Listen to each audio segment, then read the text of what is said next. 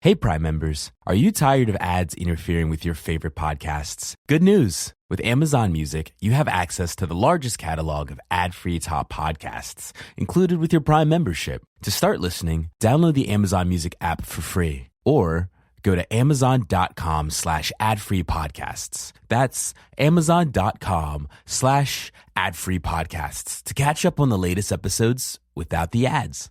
It took a lifetime to find the person you want to marry. Finding the perfect engagement ring is a lot easier. At BlueNile.com, you can find or design the ring you've always dreamed of with help from Blue Nile's jewelry experts who are on hand 24/7 to answer questions and the ease and convenience of shopping online. For a limited time, get $50 off your purchase of $500 or more with code LISTEN at BlueNile.com. That's $50 off with code LISTEN at BlueNile.com.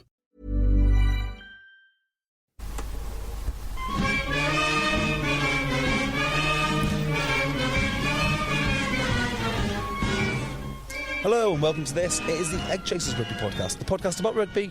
It doesn't take itself or the game too seriously. I'm JB, and I'm fired up. I am so fired up. And I'm here with Tim. Hello, Tim. Hello, gentlemen, and thank you for having my back last week as I was in... How was the money laundering? I had no idea about what goes on in Central Europe. Oh, sorry. 40 days before. When we have, like, Shrove Tuesday...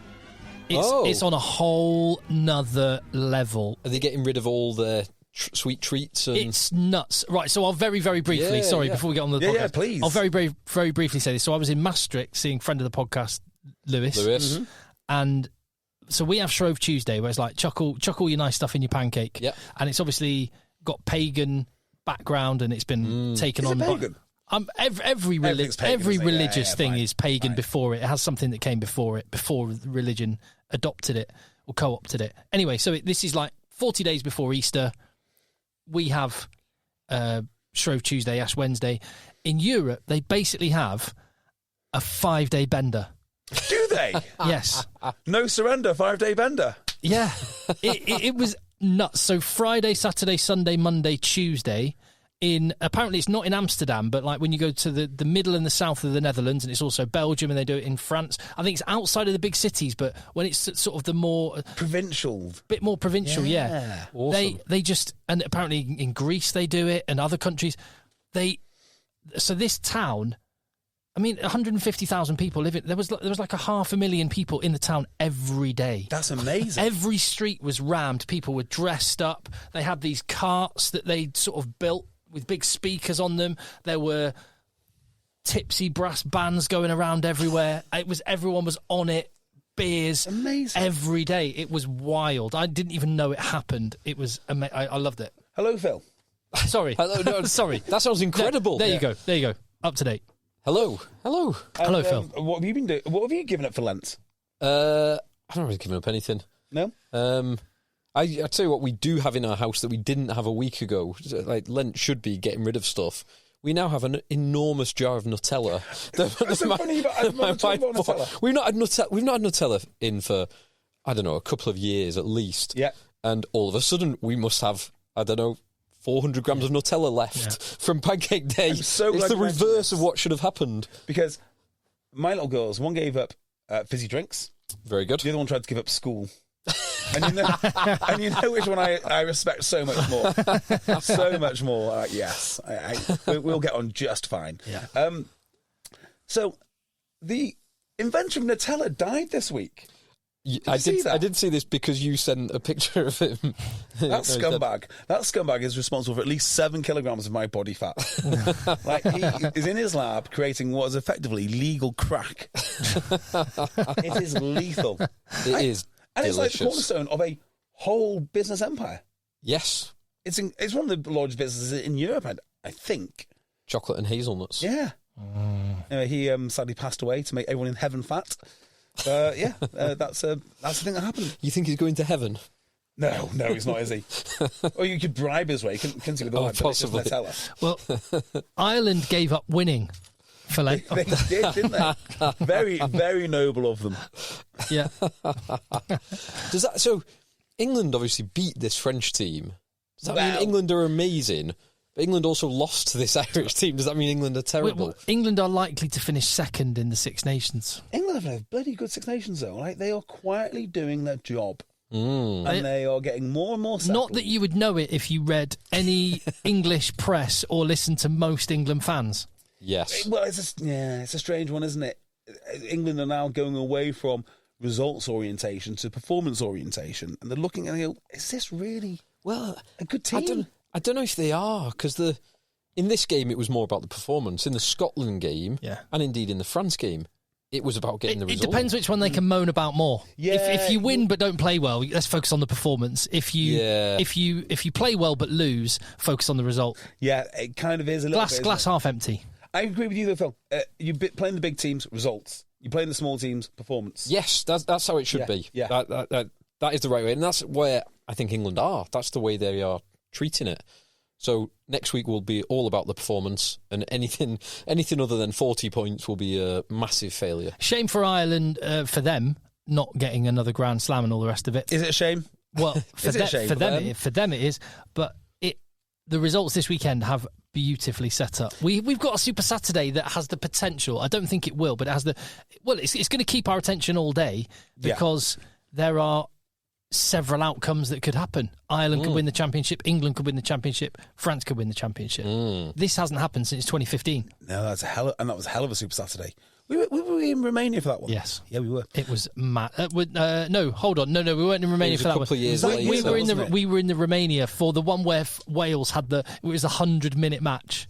Yes, against France. Wales-France. No, where one of the props went off. Yeah. What was the Super Saturday when Wales played Italy first? It was Wales-Italy. Yeah, it was Wales-Italy. Then it was Ireland Scotland. spanked Scotland, and then England had to win by they had to beat France by something like 30 points, and they won by 25 points or something like that. It was that sort of magnitude. I'm sure I watched that after playing Vale of Loon. Yeah, so a good weekend of rugby lined up. Now, one of the themes of this weekend is second half performances. It was all second half performances which really caught my attention. So, France. Yes. And is it the replacements, or was it the replacements' effect on the Irish fitness? Because the Irish folded quickly. But they folded maybe before.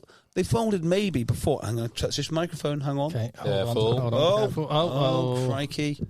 They folded. Let's buy a new one of them. Yeah, maybe. Let's buy a new one. They folded between minute 40 and 60. Not minute 40, because they score. Ireland scored straight after half time. So up minute 40. to minute 60 then. So after that, 45. France just dominated them. It was about 45 up to 60. And France also. I mean, they had some moments of just breathtaking magic. Breathtaking.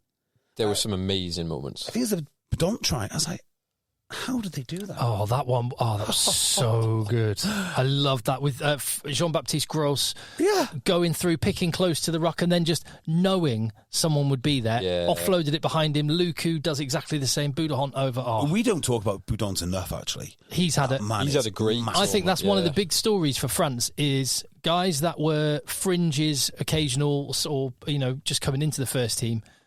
Boudahon, Moefana. An absolute really good animal. Moefana, I've said for a few years, I think he's too lightweight. And Yeah. saying that from someone who See likes his legs Bordeaux, now. I think he's bulked up. I think his skill set has improved. Yeah. He's like coming into his prime. He's playing great. He's a rugby. lovely player for France to have because he's so flexible as well. So you can deploy him in a number of roles. Yeah, he was there number 23 on the bench for the most part. Yeah. He could play on the wing or slot in at I still centre. think that you have Dante back, and I still think you have... No, I think his days are done. You reckon? Yeah. How old's Dante now? 'Cause Ficku's not too old. Figu's definitely Ficker will be back, Yeah. going to be back. but I don't think Jonathan Dante will be back. He's only 32. The Bedont try was just... after you put the ball down, just spent 2 seconds to admire it, and I went, that's incredible. But then the Luku offload to... was it... No, Ramos off the deck to Louis Bielbiere, and then Oh my God, what was that? And What was then the kick pass to Penaud. Oh, Yeah, But it went behind it, so he was then tracking backwards. unreal. I mean, that was a bit bonkers. Yeah, Luku... was it Luku? Someone else. And then eventually it was the big second row who played for Wasps. Flamont. Is it Flamont that scored? They just offloaded again from around the ruck. It was Jegu. Yeah. He looks awesome. I liked him. So he's young La Rochelle back row, who Another one. As I was rewatching the game late on Saturday, I was like, Jegu. Why do I know that name? Oradu and Jegu. Oradu and Jegu. Yeah. Yes, that's why I know that name. They Indiscretions they were in a couple of the Argentina. guys that had they had a night they might have done differently in Argentina. Righto. Yes. And lots of people castigated them. The woman made accusations of them, took them to court. They were kept in Argentina for a while after they were there. I'm just trying to discreetly put this. Basically, Were they innocent? Yes, they were innocent, and not only that, the woman's own messages to her friend the morning WhatsApp after, as she messages. was leaving, WhatsApp messages, proved that what she claimed to the police had happened was not only not true, she knew it wasn't true, and basically it got to court and they went, they looked at it and went, right, case dismissed. Oh my God, how awful for Which them. I think, I'm sure Zach Kibarigi had something similar where text messages between the alleged defendant. Don't forget about the Ched Evans case. Yeah, I think Ched Evans is slightly more complicated. No, it's not. And do you know how No, I do think it is. Well, do you know how he eventually got off? Go on. Because a Facebook post that the girl made was stored on a French server somewhere years and years afterwards, after she deleted it, and they found it. Okay. That was how he was found. Well, it was overturned effectively. Okay. I must admit, I don't know enough about that case. Yeah. But yes, Jegu had a good game. Let's go back to... Jegu. Yeah. Let's go back to France. He was awesome. France's 20-minute performance in the second half. Do you know, it's the emergence of guys to be world-class and not overshadow anyone else. So sometimes you find there's one world-class guy and then another one will show up and then the other guy sort of fades a bit. How France operate with this back three, and they are all Louis Bielbiere is superstars. 21. He is. Oh. He's going to unbelievable. be right. If you were picking it right now, I think he's going to be World Player of the Year this year. He's amazing. I always knew he was quite good. He could be. I mean, obviously the Rugby Championship hasn't happened, And it's a Lions tour, so there's fewer opportunities for a lot of those players. Well, the ones that do play, there'll be focus on that is the big draw, isn't it? Yeah. Just on him. But he's playing some fun, unbelievable rugby. He's unique. So you got Pinot, who does some wonderful things. You got Biret, who just refuses to be overshadowed. well, the combination of the two of them together on that try for Bielbiere was as unreal. But you can sort of see, you don't really think of wingers working together for obvious reasons. And the most unusual thing about Damien Pinot, particularly for a winger, is his ludicrous pass off his left side? He can pass off one side at full pelt and get to the middle of the pitch. And I do not know why he decided this is important as a winger, but he has, and it is lethal. So he cuts inside, he sees his mate Bielbiere, he looks at other players who he feels are inferior, he passes over their head, straight to him, scores. It is awesome. It is awesome. But at the start of the Six Nations, you would say France had three of the world's great backs. Pinot, Ramos, and Dupont. Dupont, right? In fact, we have to think about Dupont for a second there as well. And add Biret to that. Bielbiere. Yeah. And, definitely. And Tamac is... He'll come back slowly. He had a terrible start at Six Nations, but he's building nicely, isn't he? He's building very nicely. He's a handy player. And he just needs to play the straight man because he's got so much talent. But he's and I've said this before, he's such a handy straight man to have because he sneakily has world-class pace as well. So you don't see it 95% of the time, and then just every now and again when he needs to use it, you're reminded that this isn't Andre Pollard or Owen Farrell or Johnny Sexton. We're not talking about a budget Toby Flood here. And there was one little moment where Ramos isolates Joe McCarthy, creates the 2-on-1, and McCarthy pulls him back, gets the yellow card. Yeah. The pass that put Ramos into McCarthy's lane is a pass from Ntemak, which when you just watch it, it's so easy to just take for granted. But Ntamack just wangs this pass flat, and Ramos at the speed Ramos does not break stride, full pelt, perfect. It just they're so good to watch. Toulousian. But it is amazing to say. Here's a controversial thought for you. Did France get better for not having the pomp? So I've seen that said. Yeah, I thought that as Common said it actually. Yeah.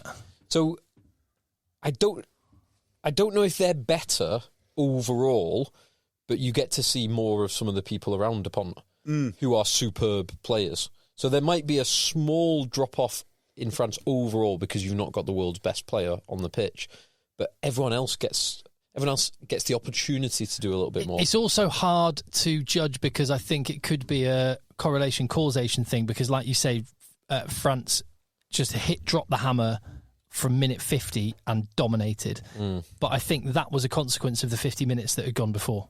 Maybe like accumulation of wear and tear. Yeah, because they were dominant. The maul for one thing, like 50 minutes. France kept it in every line out pretty much. Just we're going to maul you, we're going to tire you out.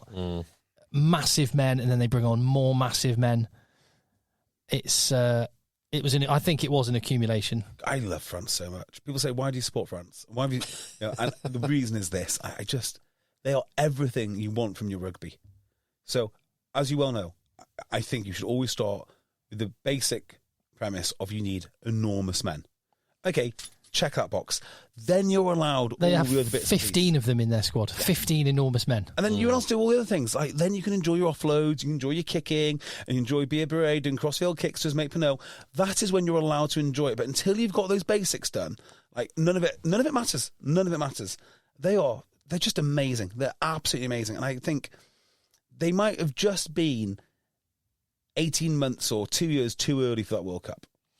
No, they just came up against South Africa. They would have beaten every other team in that quarterfinal. I think they'd beat South Africa if they did it now. And they might have... They also had, don't forget, Dupont missed 3 weeks of the tournament with a fractured cheek. And Tamac wasn't there. And But also, and Aldrit wasn't there, was he? Oh, no, he was for the quarterfinal. He was out before that. But South Africa beat them, and this is something that France got away with against Ireland because they got exposed with the high ball again.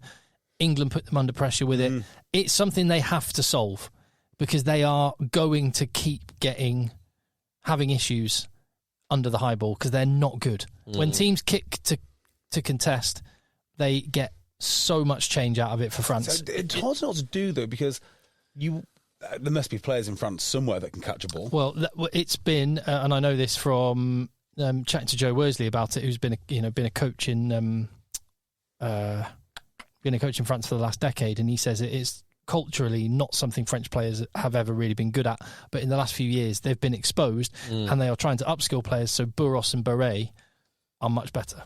Okay. Well, that's encouraging because I'd rather upskill them than replace them. Because what you'd have to give up, I don't think there's another Beret on the planet at the moment. No, not BL Beret. I mean Leo Barre, who played against Italy. Sorry, I'm with you. Yes. Him and Burros are fullbacks but who it's usually are good. Because Pinot went up for one today. I thought, Pinot will just pluck us out of the air because he's class and knock it forward. Okay. They're not good. They're not. Yeah, they're not as good. But they've got all the raw materials to get better. It can't be beyond them, can it? Yeah. They're good at sport, right? Yes, they can. They can catch. Yeah, they can jump. Reasonable hand-eye coordination. Yes, they can do this. They'll be fine, but it will take a. South Africa are going to expose it. South Africa massively would expose it. They would. They did. That's how they won the game. Yeah. What was the score in the end? Was it a one-score game? 29-28. Or was it 30-29? Yeah. Wow. Yeah. Wow. I feel inspired to watch that game again, actually. It's the best game of rugby I've ever seen. Yeah, it's up there, isn't it? It's the Ireland-New Zealand game. Yeah. Those two were Ireland-South Africa, I think, actually. The one that Ireland won? Yeah. In Paris. That was like the best 13-8. Group stage. Yeah. That might be the best that was awesome. Opening 20 minutes ever seen. That's the best game I've ever watched live. Yeah. Those three, and the England-South Africa game, horrible to watch as an England fan. Yeah.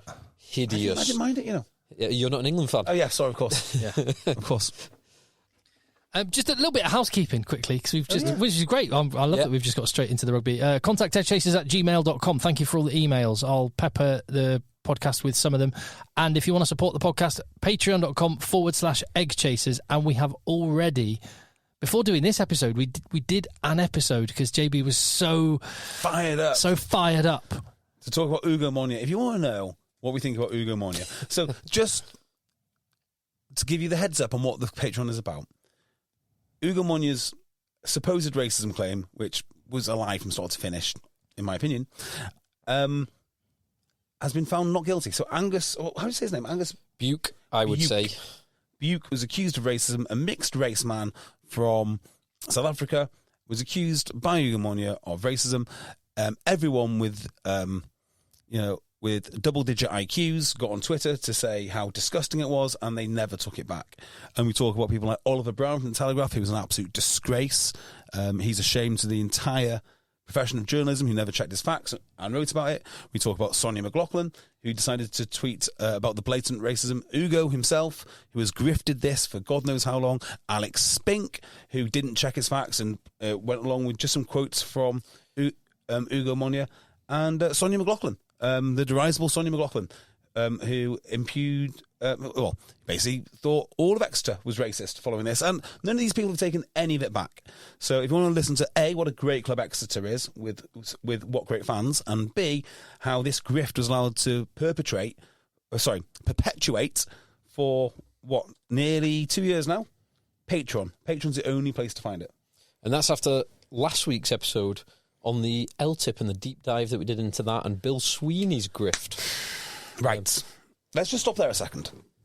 So, Phil did an incredible job. It's brilliant. Of looking into Bill Sweeney's L-tip. Well worth just a few of your English pounds or American dollars, less than a cup of coffee, less than half a beer, to go and go and listen to that and support the podcast at patreon.com/EggChasers. Did you listen to it? Yeah. Okay, good. Right. Are you subscribed? Oh, no, you've got the password. Right, okay.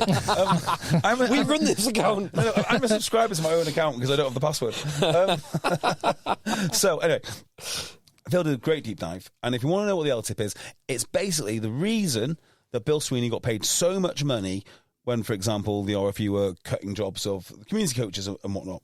And what's Bill Sweeney earning now, Phil? About £1 million a year? And we want to kind of know why. It was 1.1 that he earned last year, which was made up roughly 750k, his base salary, which was an 80% increase in 5 years from what he initially got paid, and 360k of his L-tip. Yeah. So what's happening is in a couple of weeks, there's going to be a vote. 27th of March, I think it is. 27th of March. Yep. So we're going to release that podcast from our Patreon, from our vaults, into the wild. But we're going to do so under the understanding that everybody that listens to it, and we'll do this on the actual podcast itself, I'll do a little introduction for it, has to share it with everybody with any influence in rugby, because it is a disgrace. It is an absolute disgrace. And I've found out some more information about this L-tip, Phil. Go on. So, the Freshfields report, yes. One glaring bit of information that was not on there was the price. Their own report certainly did not put up in lights how much that they were paid. We kind of speculated about it. Speculate out of interest? We this was a few weeks ago when it first got announced, and it was something like £1,000 an hour for someone to do this, and we're talking like several weeks worth of work, a few weeks worth of work. So it's the tens, if not more. How much would you pay for a report to say you've been paid the right amount, Tim? I'll take my money. Yeah, well, yes. Well, I'll give you an empty check. What if someone else is paying that bill for you? How much of someone else's money would you spend? Oh, I'd spend all of someone else's money. Well, you and Bill Sweeney are of exactly the same mindset. So I got a phone call next day from someone on council, right? And they told me the cost. They went to council and they said, this to report on our own salary. Okay, by the way, their package was constructed by a third party to start with. So they've paid a third party. Two third parties, because they had the remuneration consultants. I was going to say, I feel like we're getting into weeds here, because without the context of everything Phil laid out. Okay, so there's Bill Sweeney gets £1 million. Yeah. Right? To get to this £1 million figure, they paid external consultants in order to draw up the incentive scheme, who cost something. What were they called? Something Pearl Mayer. Pearl Mayer. They do that. I don't know how much they got paid, but I'm desperate to find out. Tens of thousands. They then get paid. So they've already paid the consultants to do it, right? They've already paid the consultants to do it, and we talk about the consultants on the podcast. It's actually very, very funny. And then after they do it, they pay Freshfields, well, they quoted £50,000 for that report. But when the actual bill came in, it was £150,000. But don't worry, guys, they're going to do you a solid. The RFU came back to council and said, guys, they said 150. We've got our sums right. We're just going to pay a mere 100. A mere £100,000. They've saved the council. They've saved the saved RFU money. 50 grand. Yeah, it's good, isn't it? That's like the logic when your missus comes back and says, "I've bought a pair of shoes for £200. They were reduced from 400, so I've saved £200. You saved us £200. Thank you. That's wonderful. Yeah. So yeah, Bill Sweeney actually saved. I mean, one of the He is worth. They should add that to next year's salary. They Bill. should, shouldn't they? An extra £50,000 for Bill for saving us £50,000. Wow. So yeah, listen to it at patreon.com/EggChasers. But we'll be releasing that next week in anticipation. Couple of weeks time. In anticipation of the vote at grassroots level, where the RFU are trying to persuade grassroots clubs to vote with Bill. Would it not be easier just to divide that £100,000 into just actual bribes and give it out to people who are voting? What have I missed here? Why am I? We got too much good rugby to talk about here. So there is a bad thing that we've missed from the Ireland-France game, the Dupont injury. Oh, yes. Yeah, okay. I don't know anything about it, so tell me about it. So Well, you saw it. I saw it, but I don't know. I didn't do the scans. Yeah, there's two things to talk about here. We know it's a ruptured cruciate of some description. We don't know if it's medial or anterior or both. So anterior, I'm hoping it's posterior, medial. or medial, because Yes. medial can be 2 to 3 months. Yeah. Medial is not too bad. If it's anterior or posterior, you are talking 6 months plus. It's possible to return now within 6 months. Sia Khaleesi did. Dan Sheehan was 7 months. Have you seen the Sia Khaleesi video returning from? Yeah. It's amazing, isn't It's it? awesome. It's awesome. But so he's hoping the severity is not bad. It looked bad. And if you have Tadhg is a big man, and with the weight of Andrew Porter also behind him, the two combined on the outside of your knee. Yeah, not good. It is bad. Just on that, because Fabien Galtier came out after the game and said, what did he say it was? He said it was reprehensible. Mm-hmm. And he said that Porter and Byrne should both be cited. The Federation of French Rugby requested that Yes. Porter, Tadhg Byrne, and also Calvin Nash for his yellow card, the high shot on Barassi, all be cited. None of whom have been. Yeah, the commissioning officer. Well, Barassi did get dealt with at the time. Yes. Calvin Nash. So the citing commission would have had to have deemed that it was a possible red card offence. Yes, Okay. which he was backing on. I thought that was perfect application of the laws and guidelines. Yeah, I have no problem. I mean, I think we have definitely seen some sort of shift in how the referees are applying the law. Any kind of mitigation now gets you off a red card. Well, you've just used the perfect phrase there, just jumping back to Dupont on applying the law, because this has become a talking point off the back of the most high profile and, in my opinion, the best player in the world, maybe one of the best players ever, to miss possibly a whole year of his career. And who knows if it will have any longer term effects on him afterwards. So it's obviously a very significant thing, which has caused people to discuss it. For what it's worth, so do I think, like Fabien Galtier, that Tadhg Byrne did anything wrong? No. A lot of people have tried to say it was deliberate and intentional and they targeted Dupont. I don't buy it. Nope. Do I think Tadhg Byrne was legal? Absolutely not. So For a number of reasons. Go on, tell me, because I don't remember the incident so well. Firstly, he has his arm tucked in a chicken wing position. Okay. But my point being here, so his arm was tucked in a chicken wing position, and had he had hold of Antoine Dupont, he might have taken him with him. Could have caused another injury in a different way, don't know. But anyway, and he does not support his own body weight, and he does go off his feet. Yes, he does, actually. He does. I think there is the mitigation for that is he goes up. Porter hits behind him. So I think he was going to brace over the top of the ruck, and Porter hits him from behind and the side. Yeah. So, but we saw the same happen with. So I think Scott Cummings. I can't remember that incident. I just don't think. I think, but just on that, so that the chicken wing. So my read of this situation is the chicken wing situation is because he's not actually looking to take contact with anyone. No, I agree. He is not trying to take contact. If he was going to hit anyone, it would be the second row Guillard, but he's backing off. So he goes to bridge over the top, and as he kind of gets set, Porter clatters him from the side. I totally agree. And so I don't think he does anything illegal. I think it is a very, very unfortunate rubbying incident. That's my. But to your point about applying the laws, is he legal? No. In a couple of different ways. But is that that is nothing out of the ordinary? That is what everyone does at every single breakdown. Like the law says, you must be on your feet contesting for the ball. When you watch international rugby, and it's not grassroots. Grassroots is much less like this. It is. Did you play this weekend? We'll talk about that later. Right. Okay. Teaser. But so grassroots rugby is much less like this.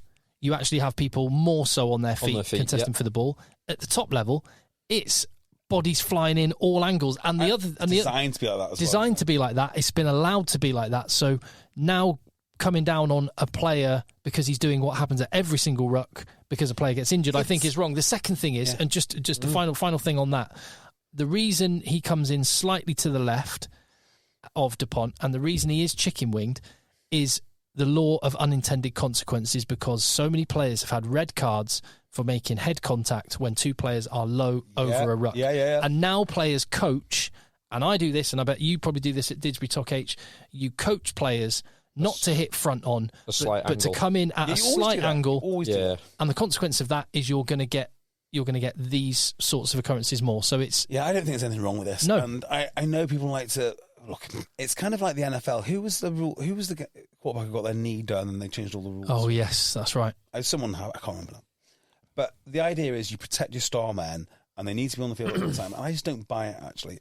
Obviously, as a rugby fan, I want to see Dupont play every weekend. But do you know what else I want to do? I want to see guys replace Dupont. I want to see them rise to challenge. And if he's injured, because this is a dangerous game, it's a dangerous game and he shall be injured. And that is it. So I don't think that this is worth all of the hysteria from... I mean, France have got many, many scrum halves who can fill in. Yeah, they're not Dupont. No one is. But that's the game. The game is dangerous. You might... That's why I respect him so much, because he's dangerous. And in seeing Luku, as we did for whatever it was, 52 minutes... We actually saw more of some of the players around who are not Dupont shining. Yeah, I mean... Legarrec, Saran, Quiyu. They've got some boys. Jono, they're going to be all right. Yeah. So my point on this would be, okay, if you really feel strongly about it, rather than cry and cite players, teach your players to clear out rucks properly, secure the ball properly, give them nice, clean ball.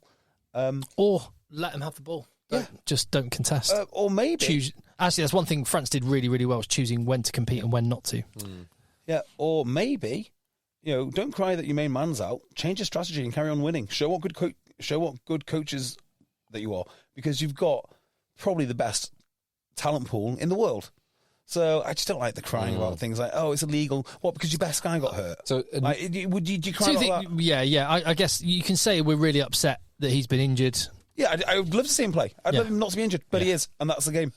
Yeah.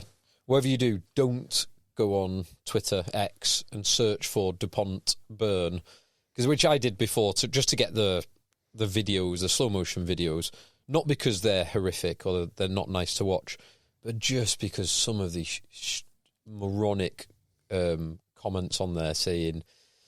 basically accusing Byrne of deliberately targeting the lower leg, having form. EggChasers Rugby on YouTube. I did a video, and it is. I mean, it's still. You get stats on thumbs up to thumb down ratio, and so it's still it's still 95% thumbs up rather than thumbs down. But that is the lowest. The most downvotes I've ever had was on a video about this incident, because I saw what Galtier said and I just went, well, let's just watch it again and have a look. And I basically came to the conclusion, no, it's really unfortunate. But it's an accident. It is, isn't it? But it's the most that is the most downvoted video I've ever done. And you won't be doing it again. Well, no, I will be doing it again. I don't mind. Lessons learned.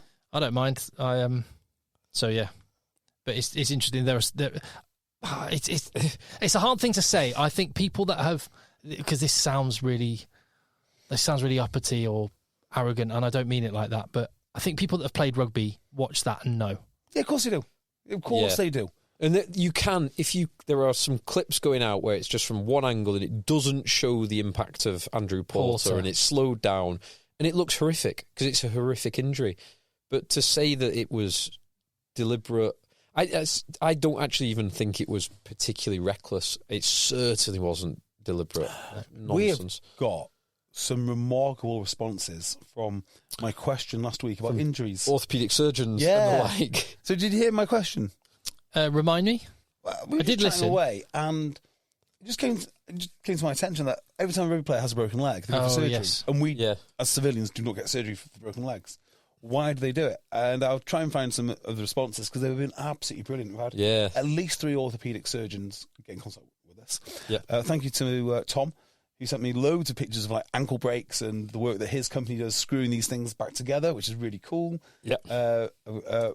Thanks to William, who is a physio, who went through in detail why you need to be load bearing as soon as you can. It's not so much the break that they're worried about; it's the ability not to train. So there's loads of angles actually. It was there's far more information behind it and far more detail behind it than I originally thought. And proving once again that we have the best listeners, the most informed listeners. We do have it is such a good bunch. That's why we don't want it. The numbers say. What are we talking about? No. We have that. We have both. Yeah, no. The types that listen to some of the grassroots, they don't know this stuff. Exactly. They simply don't know this stuff. Exactly. Well, on the podcast, we've actually got a special guest who's in now. Hello, Brian Habana. Wow, great get. Hi, Brian. How's it, bro? What's the bloody line? I wrote down on my little notepad a thing to say on the podcast. Forget it. Turn. Quick on the turn. Yeah. I found out my opposition. My opposite man. Never mind. I'll save it for next week. I'll save it for next week. Mind. I'll save it for next week. I planned a little thing and now I've left my notebook somewhere. Brian Habana, New Zealander.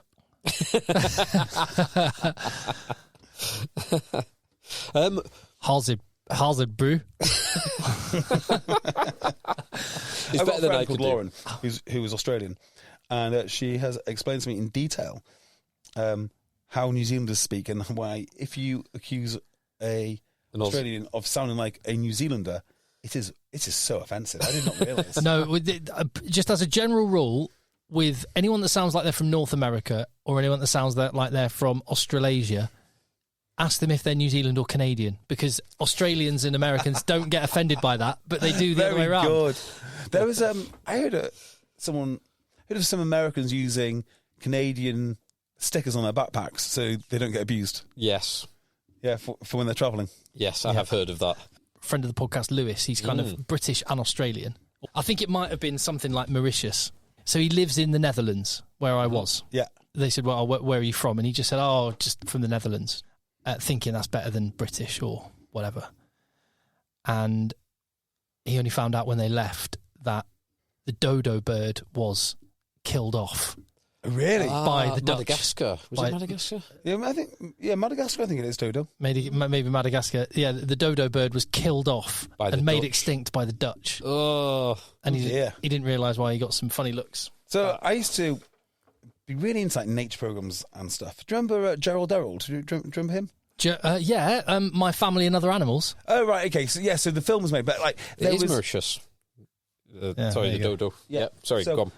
Yeah, so I used to read about this guy when I was like growing up because I used to love that stuff. So yeah, Mauritius was a dodo, but this guy spent his life breeding pink pigeons to reintroduce them to Mauritius. But he also reintroduced the main predator that killed them all as well. So a complete waste of time. I think some kestrel. Can always rely on JB for some pigeon news. Yeah, absolutely. Your source of your weekly pigeon news. I remember being on about 10 years ago, up in Skye, and we went to this island off the coast of Skye. You only get there by boat, and I think it was puffins lived there. That is right. But ships in the 16th century took rats across. Oh yeah, this happened in Puffin Island in North Wales. This happened in Puffin Island as well. So the rats bred like rats or mice, and they just killed almost all the puffins. They eat all the eggs. Yeah, they eat the eggs because the eggs are in the little holes. Yeah, they've been trying to rid orange. Puffin Island in North Wales of rats for as long as I've been alive. And they were saying you'll have blokes going over there. 4 blokes go over for a week just killing rats. Just 7 days of killing rats. 10,000, 20,000 rats in a week doesn't make a dent on them. Can't do anything. You might as well just give up. Rat news done. Pigeon news done. Puffin news done. Dodo news done. Yep. Let's talk about Wales. Wait, can we talk a little bit more about the island game? Yeah, of course. Only in.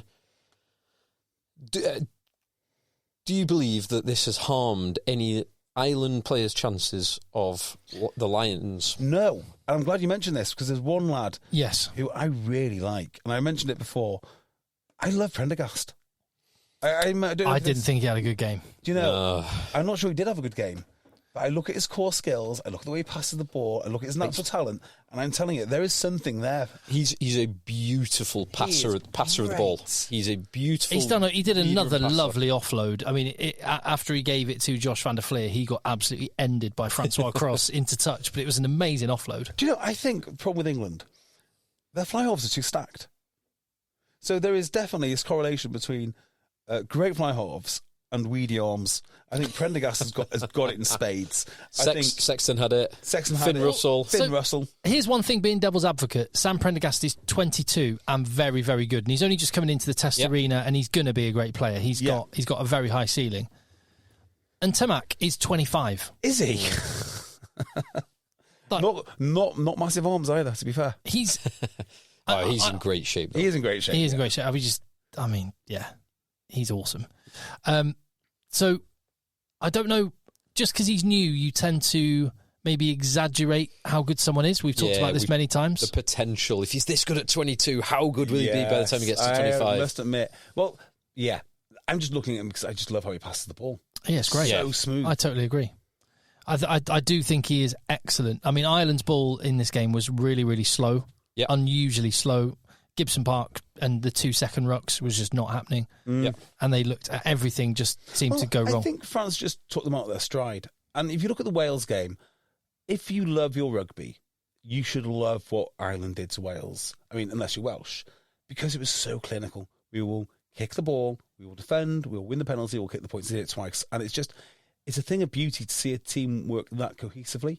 France just didn't let them do the things that they like to do. You know, they matched them up front. They beat them up. They didn't give them the ball. I made the analogy on one of my videos about Ireland are like a finely made watch. They've got all these different parts which beautifully sync together. But it's not waterproof. And when it works, it's just it's a thing of beauty. But it needs all of those little parts working together. When you take one part out, it all goes to shit. Well, yeah. So I think that's slightly. I like the watch analogy. But I think that's slightly wrong taking one piece out because they've shown in the past you can swap players in and out. Yeah. What I thought has been overlooked in France have got a lot of credit from this, from the outlets that I've read and the people I've spoken to, for beating them up front, which there was obviously a big element of that. And you said it before, Tim, they repeatedly went for the driving maul to fatigue the Irish forwards. I think the part that was overlooked was France's defence and the Sean Edwards defence. And the thing that Ireland do well, and this is back to the watch analogy, is where they get the precision of 12 phases, 15 phases, 18 phases, and teams eventually break down. They can't live with so much precision, phase after phase after phase after phase. And France just did. They just soaked it up. They just continued to absorb that pressure. Do you know a couple of things they did that I saw, which I thought was really smart, is they stacked even Penaud and BL Bire in the defensive line. They had only Ramos back on his own, And I almost think that was to say, go on, kick it. Oh, don't go through 5 more phases, kick it. And Ireland did a lot. Sean Edwards did the same thing with Lee Halfpenny. Did he? Yeah. He loved Halfpenny because you often only need one person back because he's so good. Was so good at reading. Interesting. There you go. Yeah, definitely deserves a lot of credit for this. But to your Lions point, I'm not even joking when I say this. I'm not being ironic. I'm not saying it to get a rise. What are you going to say? I can't even think about what you're going to say now. Fly halves. Finn Russell's going. Yes, definitely. I would take Marcus Smith as the next choice. Okay. I probably would as well. But probably starting ahead of them by the time the test matches come around, Owen Farrell. Not even joking. I'm not even joking. I have nothing to say to this. I wouldn't particularly have an issue with it. I know he's not been fit this season very much, but I wouldn't. Who in the British Isles and Ireland is a true test animal? Test match animal. If I was going to take one France-based, semi-retired, professional rugby player who plays fly half, it'd be Dan Bigger. The budget Owen Farrell. Well, I go the other way around on this. Owen Farrell wears Dan Bigger pyjamas. Yeah, is that what you're saying? 100%. 100%. What is Owen Farrell trying to achieve? Dan Bigger-esque. How much would it hype the tour if Owen Farrell went? It would be pretty cool. If I were Andy Farrell, do you know what? Sod it. But Andy Farrell hates his son. Yeah, it's true. There's no way any other coach would do it. Ben Spencer plays 10. I'm not. Hey, shoot me down. Write an email telling me I'm stupid. I might even do a video on it. I think it is a legit shout because Finn Smith is brilliant. What about Dan Lancaster? Yeah, obviously that goes without saying. Dan Lancaster is my utility back. But Come on down to Boost Mobile and turn your tax refund into 6 months of savings? Nope, all wrong. You're on the radio touting Boost Mobile's 5G network. You gotta use your radio voice, like this. Come on down to Boost Mobile and get 6 months free when you buy 6 months on our best unlimited plans. Now you go. This is just how my voice sounds. Just say it like you mean it. Okay. Plus, enter to win up to $10,000 and double your tax refund. Oh, my. Requires upfront payment. Taxes and fees extra. Terms and exclusions apply. Visit boostmobile.com for full offer terms and sweeps details. Raise the rudders! Raise the sails! Raise the sails! Captain, an unidentified ship is approaching. Over. Roger. Wait, is that an enterprise sales solution? Reach sales professionals, not professional sailors. With LinkedIn ads, you can target the right people by industry, job title, and more. We'll even give you a $100 credit on your next campaign. Get started today at linkedin.com/results. Terms and conditions apply. Finn Smith is excellent, and we'll get onto him when we're talking about England, but it's really early days. Sam Prendergast is going to be great, but it's so early days, and we just saw a good international team can completely... He's not ready for massive games. Am I the only person that thinks the Lions is a complete waste of time? I mean, I think it's a complete waste of time. The best game of rugby that you're going to see this year was the one that we saw today. The one today, and I've been looking at these... France, New Zealand in the summer. New Zealand, South Africa in the Rugby Championship at Eden Park. That's going to be good. What about this one, JB? I reckon we should go to this. France, South Africa in Paris. Oh, I'd be up for that. These are all better games than anything involving the Lions. And the reason is, could the Lions take on Ireland? Oh, sorry, and New Zealand, Ireland in Chicago. Oh, yes. That'll be very good. That'll be very, very good. So... yeah, but it's not. It's about the history. I love thinking about when they played Ceylon, now Sri Lanka, in a test match in the whenever it was 50s, because they went by boat, and they had stop-offs in Oman, India, Ceylon. I am all for sending them on boats. If you want to really want to go there, I'm down with that. But I just think. It's not high-level rugby. It is... I mean, it is and it isn't, right? I love the spectacle. Really, if you were sensible about the Lions, you just pick the Ireland team en masse and give it to Andy Farrell. Just go and win some games for us. And there would have been before yesterday, there would have been a strong argument for doing that. Yeah. There's a few players who did stand up well in a defeat. I thought Sheehan was great. I thought Doris was great. Yeah. Van der Fleer was a bit anonymous. Yeah, Van der Fleer was He's going anonymous. to go, though. Yeah, of course he will, yeah. Porter struggled a little bit, but Porter will definitely go. He'll go. Probably Joe McCarthy had that was a big dent to his chances. It was. He had a quiet game overall against a very physical pack. I think he's been fairly quiet for a while now. He's like, he missed the first couple of games, didn't he? One or two big games every now and again. He's not nailing down his consistency like I would expect, really. He's still a young man. He missed the first 2 games of this tournament. So Bundy Aki was oddly quiet. He went off injured, or he went off. He went off. I don't think he went off injured. No. Just went off. Obviously, James Lowe and Matt Hansen weren't involved in the game, and Ireland really missed them. They really miss James Lowe, don't they? Yeah. I mean, I love Osborne. I think Osborne's a cracking player. Yeah, it's big great. left boot as well.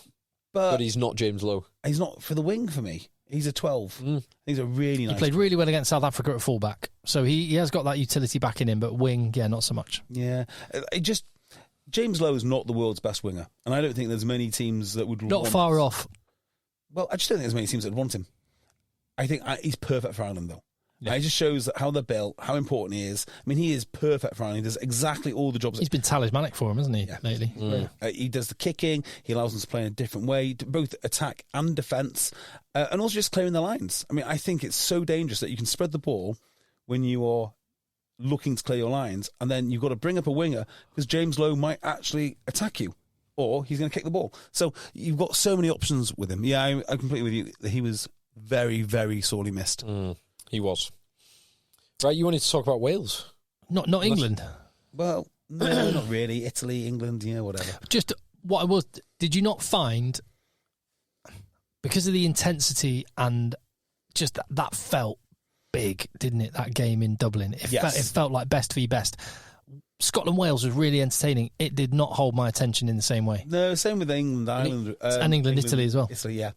And the Scotland game is half an hour bonus point.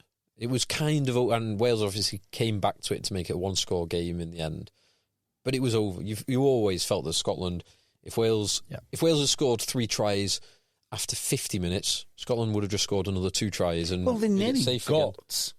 To within 1 score with 5 minutes to go.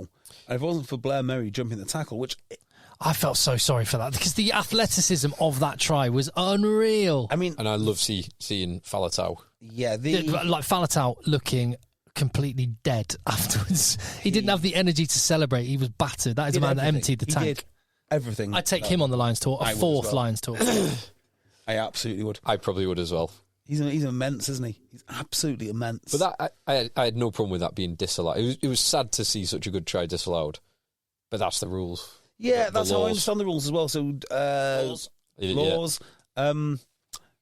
Who was the referee? Nigel Owens was saying he was jumping away from the tackle, not over the tackler, and therefore it's okay. I was like, that's not my interpretation. My interpretation: if someone tries to wrap their arms around your legs, the Nigel Owens thing on BBC.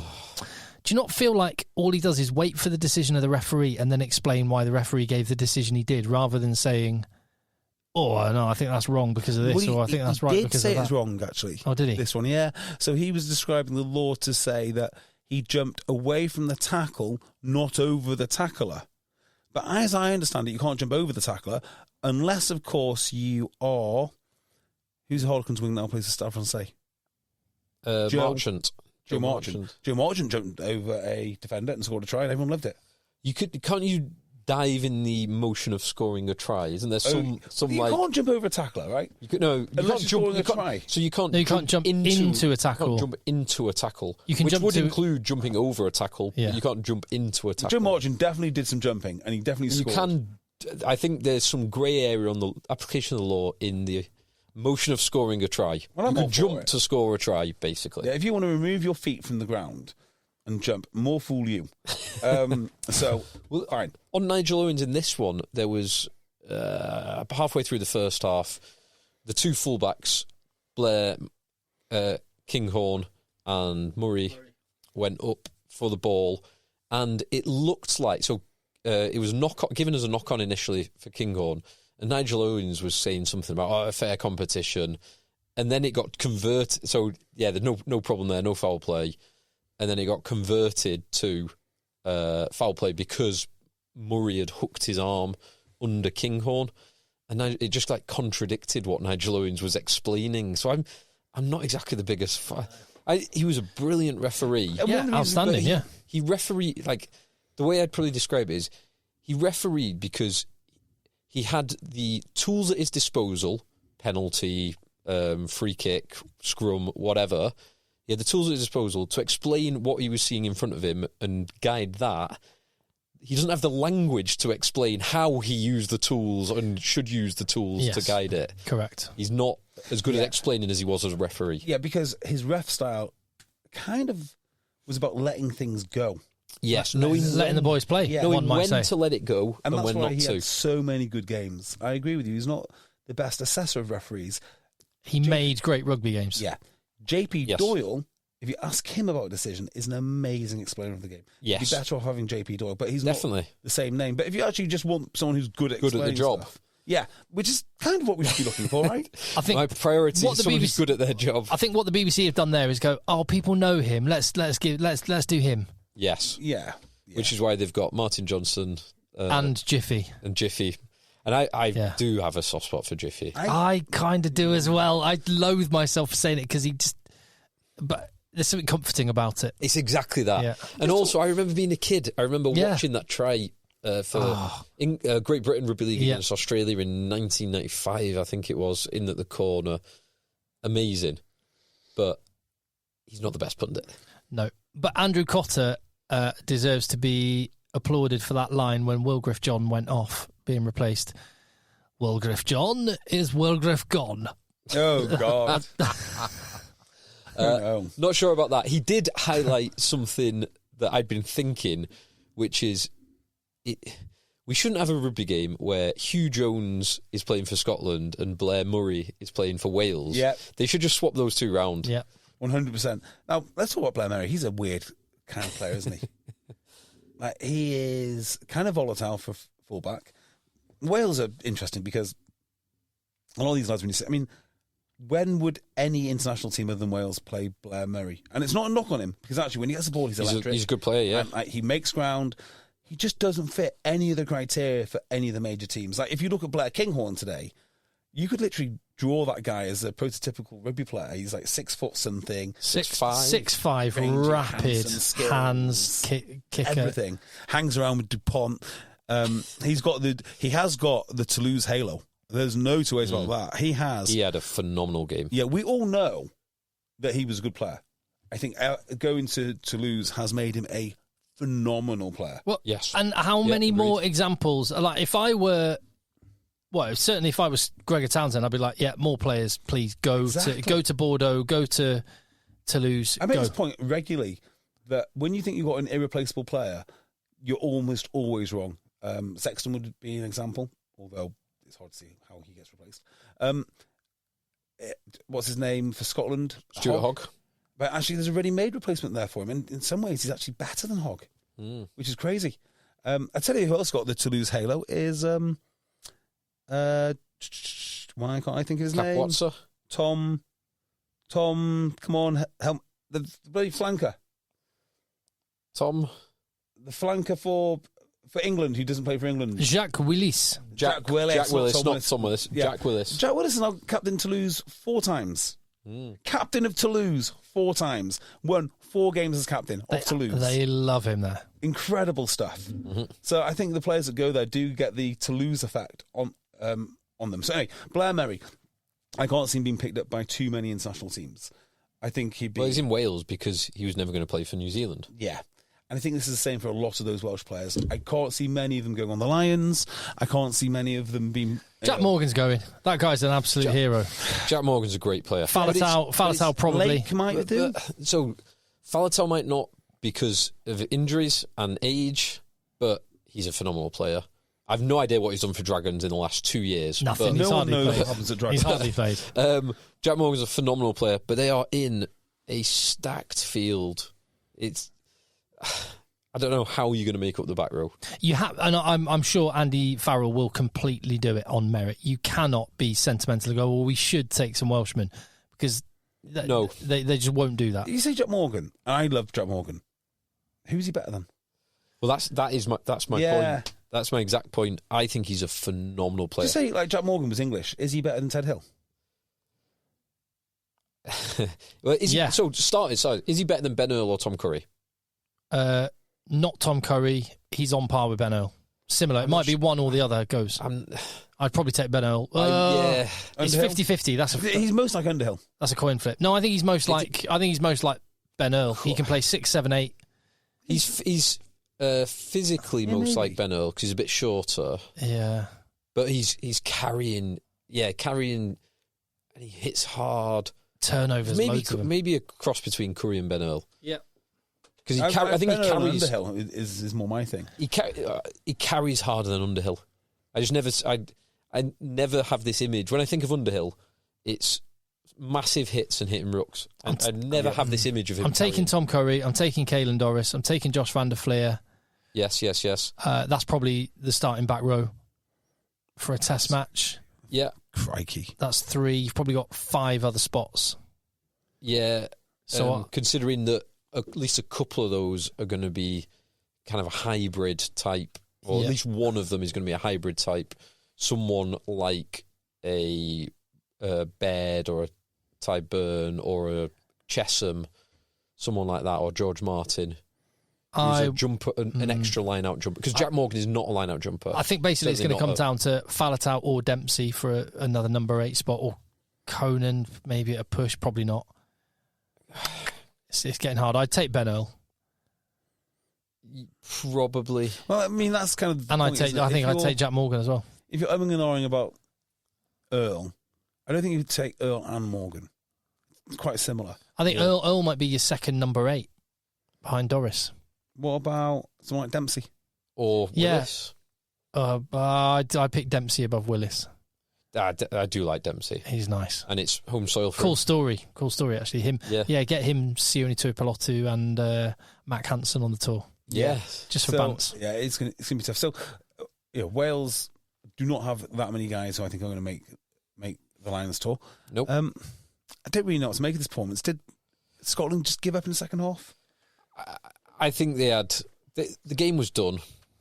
They'd done enough, and they probably had an eye on Paris. They took Finn Russell off, and... and Finn Russell departs, it's kind of...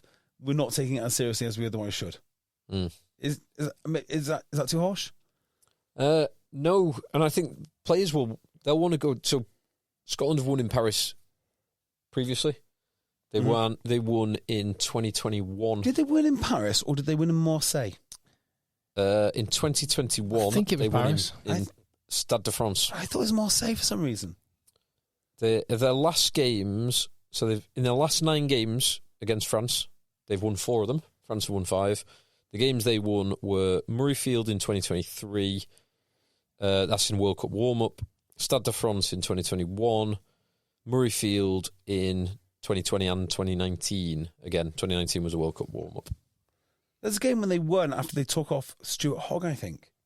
I can't remember which one it was. Anyway, doesn't matter. It could be any one of those games I've listed. Could have been. Speaking of British and Irish fly halves playing in France, Stuart Hogg. Oh, yeah. Lions tour. Great tourist. Great tourist. Great crack on the beers. Loves a drink. Does love a drink. Any more on Scotland, Wales? So I've got a question. I've got a question for you. If not, no. What do you want to say? Do I want to say anything more on this? No, I don't. It's nice to see Wales do something. I'll tell you who I did like actually in this. So Dempsey, I thought had a great game. Tom Jordan, Kinghorn had a great game. Tom Jordan looked awesome. The Tuipulotu injury, while it was initially a bit of a curse, it's been a great opportunity for him. Yep. Fantastic. Yeah. And he's versatile as well. Can play 10, centre, fullback. Yep. Nice to see Wales score some points. There's a little bit of hope, but not much. I've got a question for you. Yes, please. Yes. What do you think Ollie Slightholme's barber does for a living? It's not barber, that's for sure. Yeah, quite, exactly. Is it... Butcher. Professional butcher.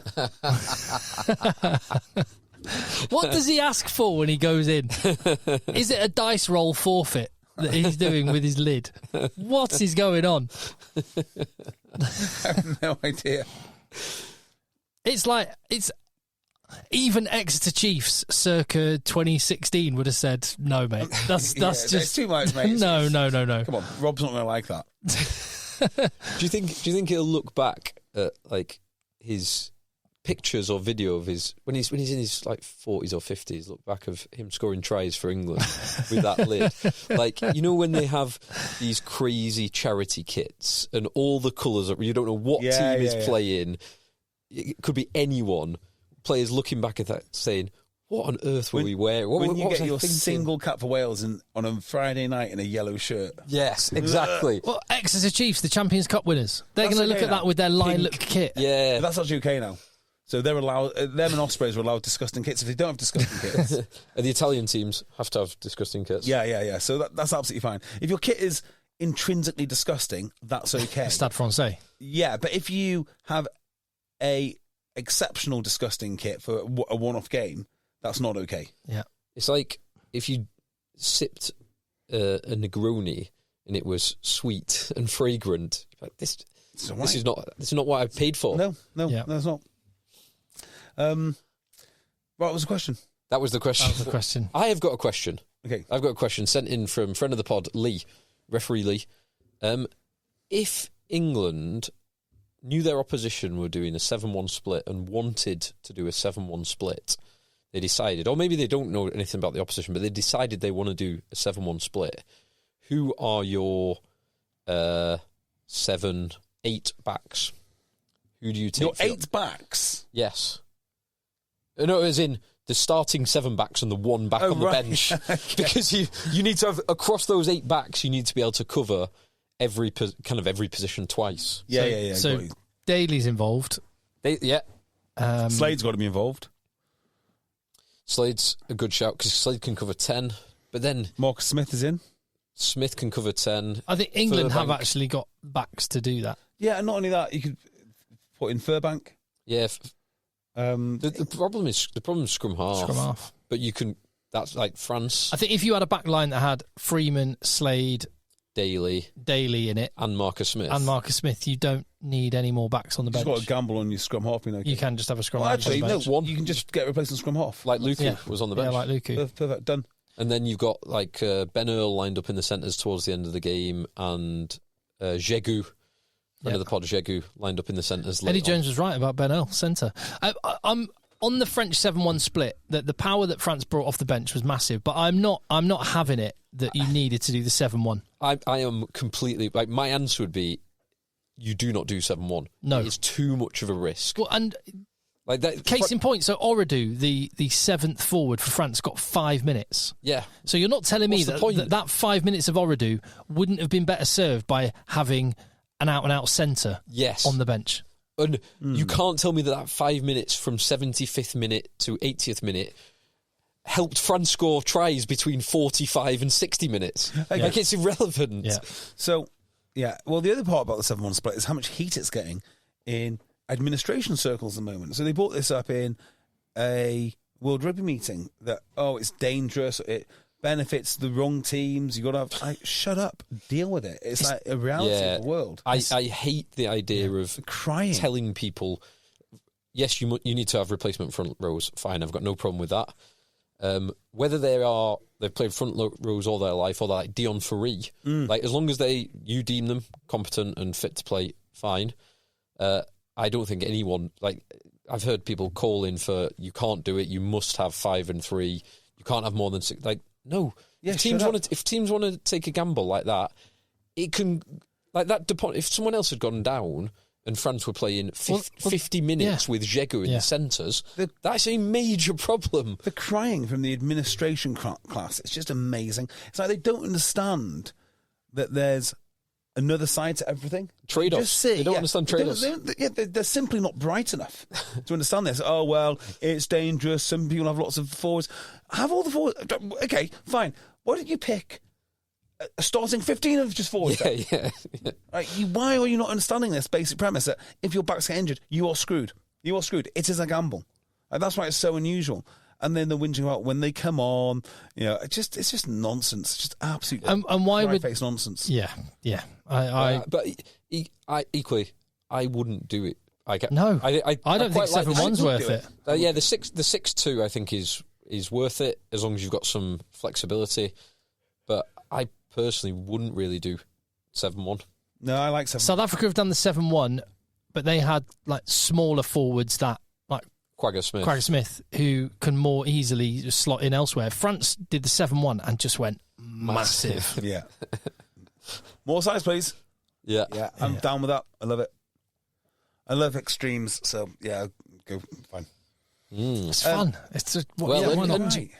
when Henshaw had a 1-on-1 with Miafu he played really well in the corner.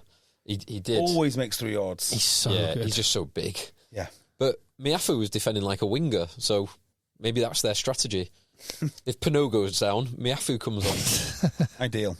Should we talk about England? Yeah. Yes. Right, I'm going to open up with this. That's what I've been thinking about. I think that Smith Mark II is the most likely person to be England's most stable fly half since Johnny Wilkinson. He's like George Ford.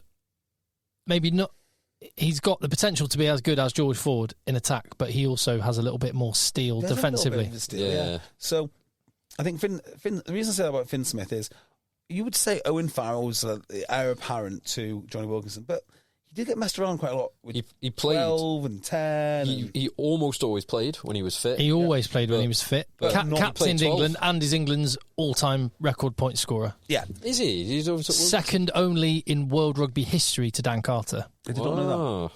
So, I mean, if he'd played 10 his entire career, and no, because he always kicked even when he was top. Did, yeah. But he wasn't the 10 for a long time. That's not because he wasn't the best 10. That was because England did not have a 12. Yes. Well, yes, I mean, there's lots of reasons for it, but I think the point I'm making is I think Finn Smith is going to be the next incumbent for a long, long time. I don't think anyone's moving him. I think it'd be a mistake now to switch between him and Marcus Smith. Once you've made this decision, stick with it. You look at George Ford. I don't think his career has been served well. He could have been the England number 10 for well, he's got 98 caps. Yeah, again, the mostly replacements. So I think he had 50. No. I think he had 50. I think he's got something like 52 replacement caps. I'd be surprised if he was that high. I really would. I'm sure. Hang on. No, I tell you what I'm thinking of when Eddie Jones got to 52 games, he had a ridiculous amount with George Ford as a replacement. I thought if the stats on this website are accurate, I'll be able to tell you shortly. So I reckon. Yeah, I'd say about half. England. It says 103 matches, but he hasn't got 100 caps. He's got 98. So there's something. So there's some Lions. There's like some uncapped games, or maybe it's he's not been for the Lions, has he? Anyway, starter.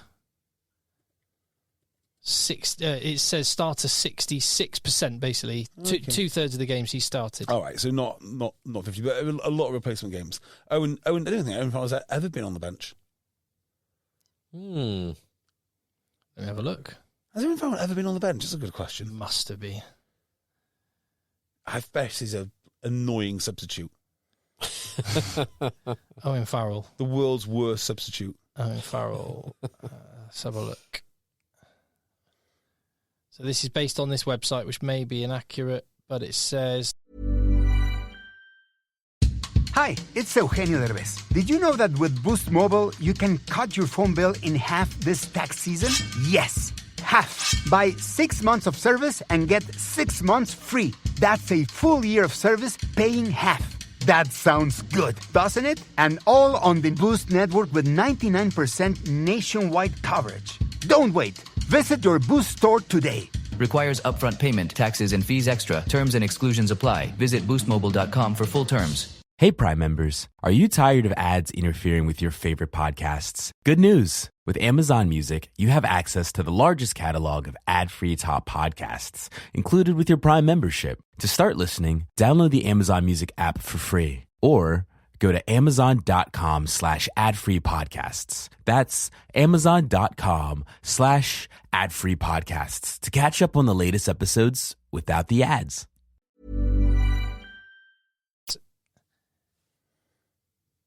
.93% starter. When was he on the bench? Been on the bench for the Lions, definitely. On the bench against Australia. Not Australia, in Australia. And maybe when he's young. Yeah, or maybe like in World Cup games where he was just there as a bit of a, actually we're rotating a bit, so put him on the bench. That happened a few World times. Cup warm-up games. World Cup warm-up game, yeah, exactly, that sort of stuff. Yeah, I think Marcus Smith is done for a little while, unless there's an injury. Marcus Smith is done. I think Finn Smith is going to be the man now for many, many caps. That's what everyone said about Marcus Smith when he got the jersey. I just think he's more English. He just feels like a more English style of player. Marcus Smith is too good for the English public to understand. That may be true. The Jalabert Smith comparison is a fair one, don't you think? Yep. Both incredible players. Yeah. I don't think Marcus Smith will ever truly be understood or appreciated. He's appreciated more than Danny Cipriani, to be fair. Danny Cipriani was able. He does grab games by the scruff of the neck in the Premiership regularly. Yeah. He bosses it, and that's the criticism of him at international level, that he's never actually properly bossed games. Built for him. Like literally, they think about Marcus Smith when they sign players. You just reminded me. Speaking of literally, we had an email saying that it was Ben Kay on comms said Ollie Lawrence literally looks like he was shot by a sniper. Bad. Well, have they said what that? Because in comms they were saying hamstring. I thought it looked like an Achilles. Which is totally innocuous, unlike the DuPont one where there was other people involved. This was just there's no one around him. It looked to me like an Achilles. Maybe Henry Slade was the sniper. He was aiming for Dingwall and got Lawrence. I can't see I can't see anything. No, we'll find out. Shame though. Yeah, and if it is so. If it's hamstring, depends on the severity. He could be back by the end of the season. If it's Achilles gone, that's 6 months out. He will not be playing again before the end of the season. So that would affect Bath in the run up to the playoffs, which presumably they will be in for the Premiership. It was Chris Egan that let me know about that one.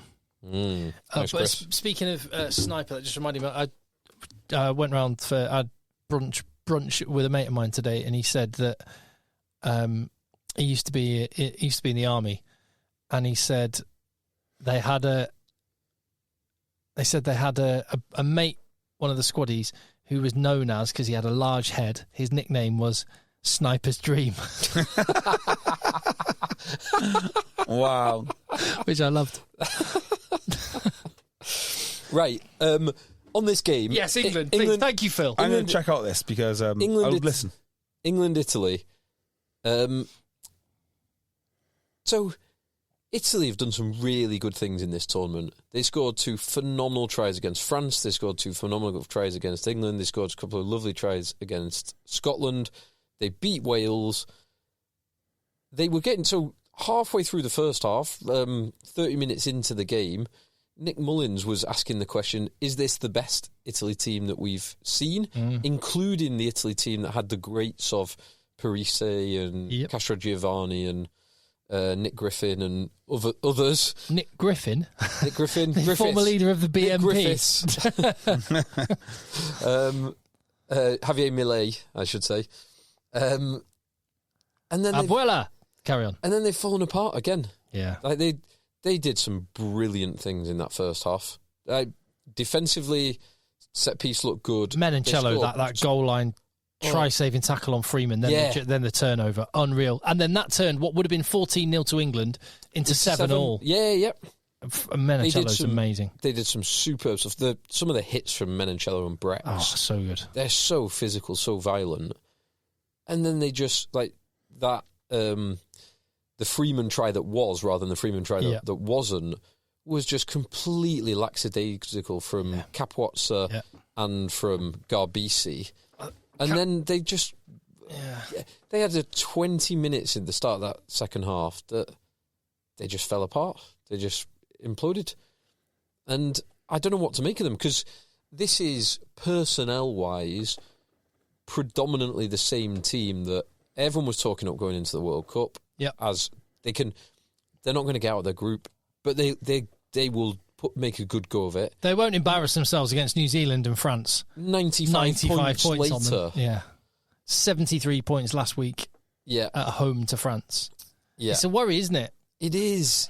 How do they correct this? Because they've clearly got talent. Those 2 tries in the first half were phenomenal. Absolutely sensational. But then they do what they did in the Scotland game. After 20 minutes, they were 3 tries down. Yep. Game was over. Yep. They'd done nothing. Then they started playing.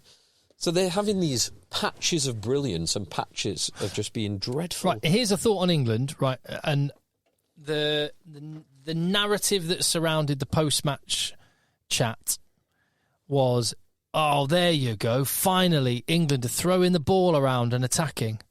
Performance. My perspective on that was England were largely doing exactly what they tried to do against Scotland, but this time they actually managed to execute it, so they didn't have dick fingers and drop the ball every time they got into the opposition half. The passes actually stuck, but they were still being very pragmatic in their own half, kick for territory. When you got territory, go for it. They did it better, but I didn't suddenly think there's this kind of narrative. There you go. See, finally Steve Borthwick's opened up and is playing an attacking game. I honestly don't think there was any difference in the intent of the England team from a disappointing performance against Scotland with the win, and a crisper, more accurate performance against Italy, which also got the win. I think they might have dialed it a tiny bit. That's all. I don't think it's fundamentally different. I think they dialed it up a little bit more because the situation called for it. Yeah. In two dimensions. One, Italy are not as good a team as Scotland. Yep. And it was 21 degrees rather than 7 degrees. Yeah. So 7 degrees and greasy. So it calls for slightly, but it's not, this is how we should be playing all the time. Yeah. This is how England are playing all the time. They've just changed. They've kicked slightly less. England weren't playing against Jamie Ritchie, who was wrecking their breakdown, so they actually put some phases together. Yes. Although I did find the last 20 minutes of this game, I thought Andrew Brace was particularly pedantic. Yes. For the last. But do you know what? It was for most of the game. Do you know what, Phil? My thought on that was, I remember what this feels like. Having a boring last quarter of a match. Oh, I've missed this. Heaven. I've missed not pulling my hair out and biting my fingernails. Yes. Stressing over the last quarter of a match. But yeah, I thought there was quite a lot of penalties against both teams anyway, which you can't always blame the referee for when he's being relatively consistent in rucks and the teams are just not spotting their body weight or going off or sealing off or the usual things that both teams got penalised. So, good things for England again. Generally, scrum went well. Scrum, line out, maul, excellent. Jamie George, he may be not quite the player he was. He's 34 now. I mean, he was England captain 3 months ago. Yeah. I still think there's a shout for him to be on the Lions tour. Yeah, I agree. Because what is your two basic functions? Darts, scrums on line out, yeah. and he can still do those. Nails it fantastically. Will Stewart footwork. Oh my goodness that me! That was ace. Will Stewart, Will Stewart is playing his genuinely way onto the Lions tour. Not more than that. Could be playing himself into the Test number 3 jersey. It's not beyond the realms. He is every game that goes by, he's closing the gap on Furlong, who hasn't been able to play, and Fagerson. Yeah, his scrum's been class. Fagerson's still a very good player. Yeah, although he didn't have it all his own way at scrum time. This week. Really encouraged by the scrum for England, which was always. Chesson was an absolute beast. Tom Curry, my God, he's just England's best player of the Six Nations. He's best players of the Six Nations. Louis Bielbiere, yes, and probably Tom Curry. They're probably the two best players. Yeah, I've hard to disagree with that. Trying to think of who else. Budahont's been good. Kinghorn's been brilliant. Kinghorn, James Lowe, if he'd been able to play, might have been there. Yeah, you kind of have to go for someone who's played Doris. every game. No, Doris has been great as well. Itoji's been great. Yeah, no complaints there. So good. So yeah, and I was really happy with that England performance. And look, right, so here's a question, just where Italy's concerned. It is conceivable that Wales could lose to England, but with a losing bonus point, and get above Italy on points difference, potentially. Yeah.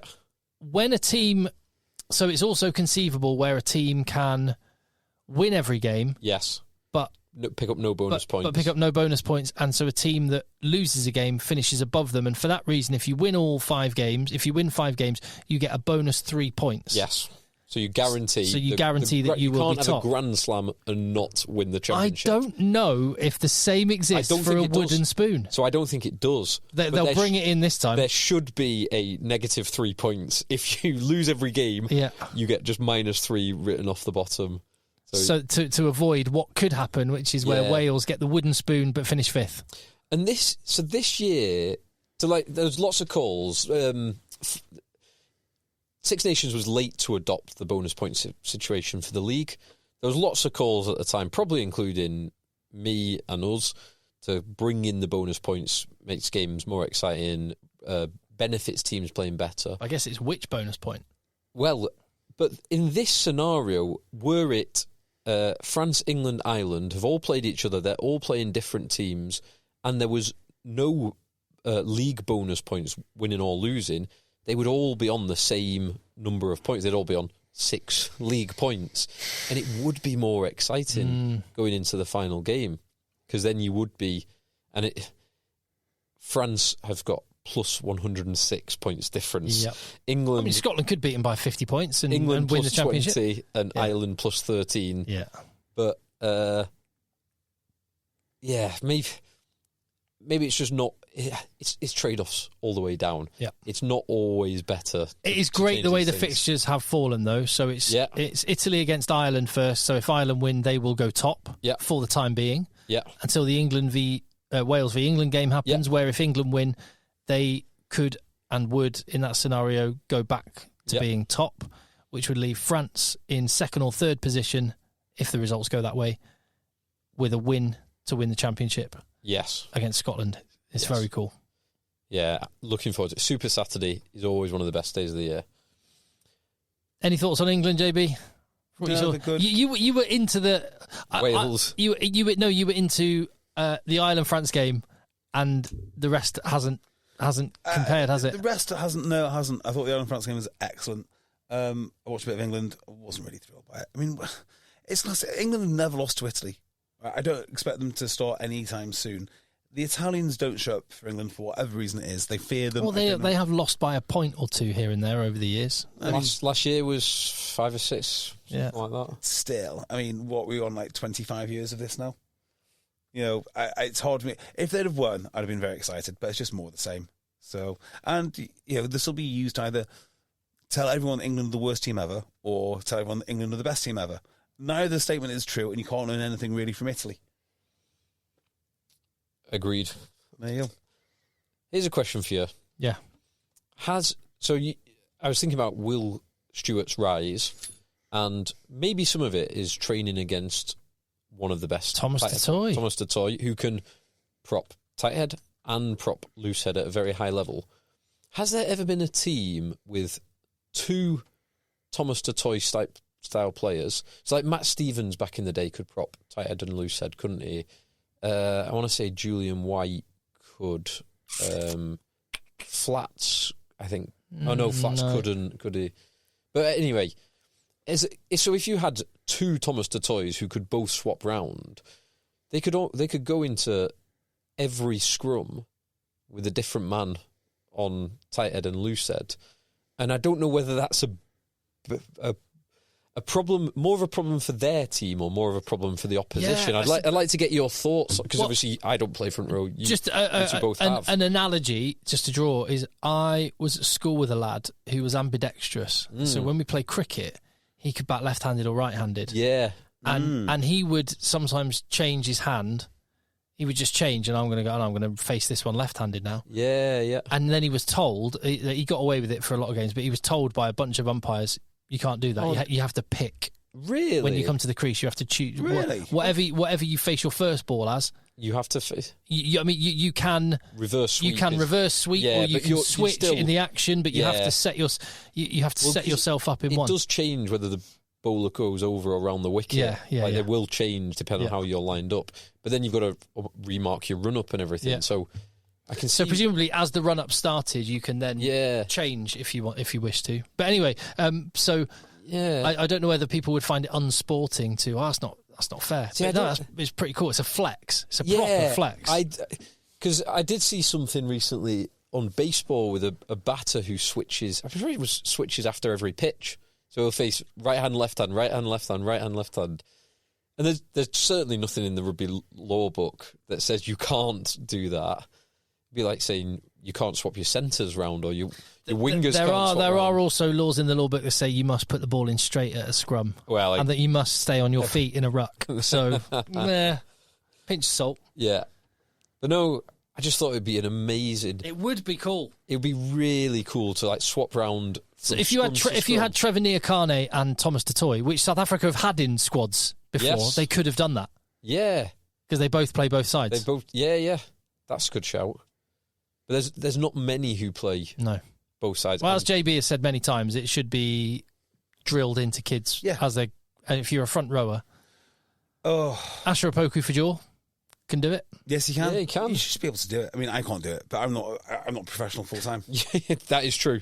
Yeah. Any more in England or anything? Yeah, I want to talk about my weekend. Yeah, I was going to say. We lost. Oh, you lost to Tarleton. What? To Tarleton. I had a feeling I could tell from your body language. Yeah. Did they say podcast that? They didn't. They were bloody good, though. So I knew they were good. I've been saying all season you have they are the one story about Tarleton. That's the one you want to worry about, not West Park. And sorry, if West Park beat us, that's fine. That happens. But Tarleton, for me, were always the team to beat. We beat them at their place. They came to ours. The score was 22-9 in the end. Ooh. So we were always within one score until the very last play of the game when they got their try. We had, second half, all of the possession, mostly in their 22. Their defence was mega. Absolutely mega. We got over the try line twice. We scored 2 tries, both disallowed. Legitimate. The referee was absolutely superb. Absolutely superb. The only decision he got wrong was sending off a Tarleton player, in my opinion. Oh, really? Yeah. My opposite man, Lou, said very good player. Absolutely levelled someone. And he was low. When I say low, about knee height. But our player was also about knee height. So, what do you do? Red card? That's rugby instant. If you're both if you're bent at the waist, making the tackle, it's like the general pick and goes round a ruck where 2 players exactly never gets refereed as a red card. That's the only one I'd say he got really wrong. And the reason I know he was good is every time the whistle went, you knew exactly what it was for. It wasn't any questions that's borderline. What's that? You knew what it was. So, the ref had a very good game. It was a cracking game because it was just so tight. And we were camped in Tarleton's 22 for most of the second half. They got out of their 22 once and scored 3 points. We went back and scored 3 points. We kept on tap and going with our penalties, and we should have kicked our points. We've got the best kick in the league. We kept on going to the corner, and they had the measure of our maul. And in open play, they just banged us. They just absolutely banged us. So, well done, Tarleton. I don't know. So we're now equal on points with Tarleton, right? If they get 2 sets of bonus point wins, and we win the remainder of our games, I think they're favourite to win the league. So we will still come second. If we get bonus points against West Park and Wilmslow, we get 10 points. I think they'll get 10 points, and I don't know what the tiebreaker will be between service. We've won 1, they've won 1. Presumably it's points difference. We've got the best defence in the league, but they've scored a lot of points. Unless it sometimes goes on league wins first. 3 each. So, yeah. Lads, big news in Regional 2 Thames. Big news in Regional 2 Thames. Crikey. 2 of our favourite clubs played each other. It was all... Old Habs hosted Aylesbury. And it finished Aylesbury, the visiting team, 26. Old Habs, 31. Yeah. Off the bottom of the table with just 2 games to go. Old Habs ride again. Hemel Hempstead are now bottom. ahead of Old Habs in 11th, Aylesbury in 10th, and Marlow, who lost to London Irish Wild Geese, in 9th. So three of our favourite teams are 9th, 10th, 11th. Everyone hates Marlow. Everybody hates Marlow. Apart from Tim. Yeah, apart from you. You're the only Marlow fan that I know. And the games to come, the final game of the season is Aylesbury. Oh, no, it's not, is it? I thought it was Aylesbury against Marlow, but no. What's the last Aylesbury game? It is away to London Scottish Lions. So their last home game is this coming weekend. Oh, no, it's in 2 weeks' time. Their last home game is in 2 weeks' time against HAC. Oh, is it? Yeah. I'd like to go and watch that, but I can't. Alas, I'm busy. Old Habs off the bottom of the table, the highest performing, playing only, no training team in the country, are off the bottom of the table. I wonder why the bottom of the table. Heroic. Hey, London Regional 2 Thames is a tough league. Tim. Yeah. We've spent £5,000. Have we spent? It's cost us £5,000 to create an advert which we've not actually put on the podcast yet. We'll do it next week. Correct. Oh yeah, we have. You've got a £5,000 advert. Sorry, Tim. Sorry, Phil. We should have really run this past you. We've got a £5,000 advert. It cost all three of us £5,000 to do this. Yeah, whatever your slice of £5,000 is what it cost you personally. Yeah, sorry about that, mate. Yeah. I should have really run that past you. I kind of saw a couple of messages in the WhatsApp group. I was like, fine. Yeah.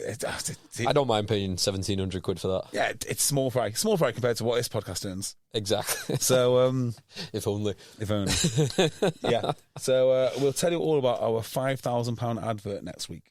Yes, JB can tell you all about what got him so fired up before the podcast on our Patreon episode, patreon.com/EggChasers. Go and support the podcast there. And subscribe wherever you get your podcast. Email us, contact@eggchasers@gmail.com, and let the boys in. Whoa. Oh, yeah, go on.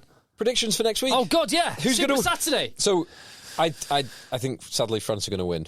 So, it's all going to be immaterial. Yeah. But Scotland have got a chance. And if Scotland, all of the Scotsmen, in their hearts, they know they would love to see England win. Come on, Scotland. So they are going to put the extra 20% into beating France. That would be the amazing thing on 78 minutes into the game when Scotland realise the game is won and that bittersweet feeling of, they're all celebrating in England. Oh, that would be a beautiful thing. That would be wonderful. I hope it pans out like that. Yes, come on, Scotland. But sadly, I think there's going to be Ireland are going to win, bonus point. England win with a bonus point. France are going to win. The atmosphere in Cardiff is going to be wild. That'll be fun. It's going to be a great weekend. But come on, Scotland. France going to win the title. Yes. It's done. Only the second title under Fabien Galtier. Because Ireland have been too good. Yeah. Right, we're done. Come on down to Boost Mobile and turn your tax refund into 6 months of savings? Nope, all wrong. You're on the radio touting Boost Mobile's 5G network. You gotta use your radio voice, like this. Come on down to Boost Mobile and get 6 months free when you buy 6 months on our best unlimited plans. Now you go. This is just how my voice sounds. Just say it like you mean it. Okay. Plus, enter to win up to $10,000 and double your tax refund. Oh, my. Requires upfront payment. Taxes and fees extra. Terms and exclusions apply. Visit boostmobile.com for full offer terms and sweeps details. There's one thing that will forever change the way you sleep, and it's the softest 100% organic cotton sheets from Boll & Branch. You'll fall asleep faster wrapped in the most luxurious comfort. You'll never sleep hot again with sheets that feel breathable to sleep in. You'll experience the purest softness on night one and feel your sheets get even softer with every wash. Discover the difference with 15% off your first set of sheets at bollandbranch.com with code BUTTERY. Exclusions apply. See site for details. Does it ever feel like you're a marketing professional just speaking into the void? Well, with LinkedIn ads, you can know you're reaching the right decision makers. You can even target buyers by job title, industry, company, seniority, skills. Wait, did I say job title yet? Get started today and see how you can avoid the void and reach the right buyers with LinkedIn ads. We'll even give you a $100 credit on your next campaign. Get started at linkedin.com/results. Terms and conditions apply.